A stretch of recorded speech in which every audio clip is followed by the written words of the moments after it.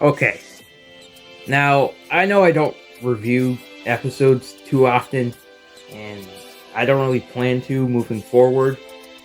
Maybe a second channel and stuff, but I kind of have to make an exception for this new Teapot episode. So, yeah, let's begin.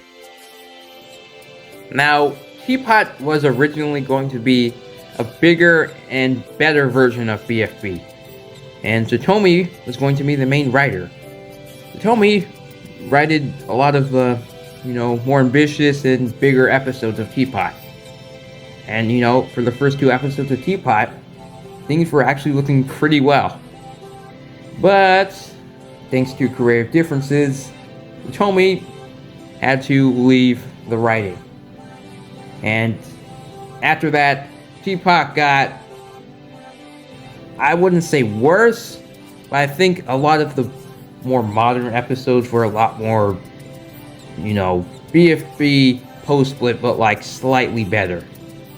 Which wasn't bad. The episodes were still good, but like, to see that the original purpose of Teapot, being a bigger and more ambitious version of BFB, finally returned in Teapot 7 was fantastic.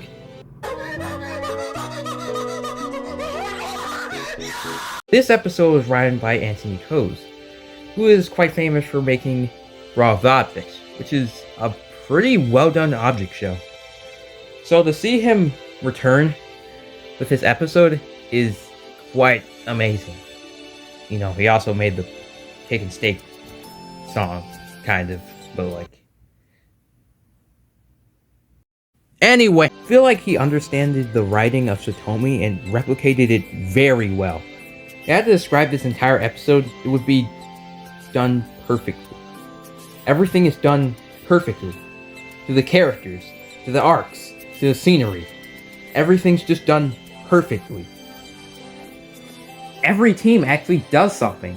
I like how Death Pack finally acknowledges that the whole Death Pack thing is kind of stupid. LOL. And other teams too. I liked Basketball and Robot Flower actually acknowledging all the stuff that happened throughout the series so far. I liked how Just Not did the whole trading thing. That was so interesting. Off-Ball and Puffball actually, interact without it being a rivalry.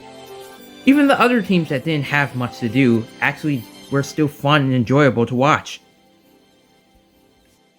I can't even describe how well this episode does at basically everything. Now, yes, it's not perfect. I feel like Pin could have been done a lot better. This could have been an episode to finally fix Pin. But, that's fine. It's perfectly fine. But, yeah, this episode was done really well. Flock and Winter actually interact. They haven't interacted since the third episode. Wow. This is great. I like all the references too. Yeah, most of them are from BFDI and BFB, but, there's actually some stuff from Teapot as well. Also, Pillow, my favorite character, she was the best. Not the best character in the episode, but, this was peak.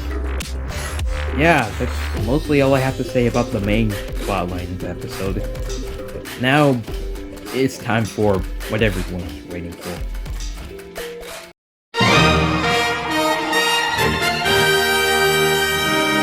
They actually brought back the Exiters.